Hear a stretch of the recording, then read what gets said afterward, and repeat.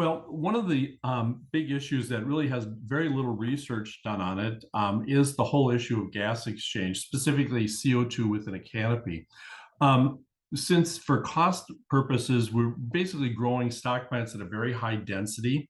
We're growing our cuttings at a very high density. So there's a very large number of plants very close to each other. And as you can see, both on the picture on the top, what the stock plants would look like. And if you take a look at some cuttings on the bottom, you can see that there is not a lot of ways when you get a whole bench of these plants that you can get good air exchange down into the canopy, down below the top of the plants, so that you basically have very limited CO2 within the plant. So CO2 can become a very limiting factor.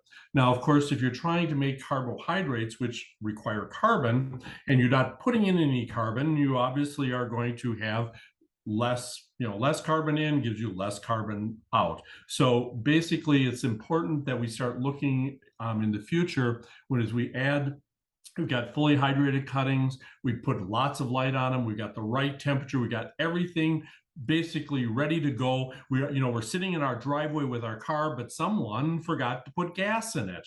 And of course, CO2 is the gas that drives this whole process. So we really need to start thinking about how are we going to get gas in there. Now, one of the things that you can do if you don't want to inject CO2 is by getting some air exchange so that you could basically get a little bit of turbulence. So instead of horizontal airflow, we use vertical airflow, which basically causes stirring of the canopy so that the leaves literally flitter a little bit. If the leaves flitter a little bit, you're driving some air and CO2 in there, and you can get some higher CO2 in there. So it's one of the areas for future research.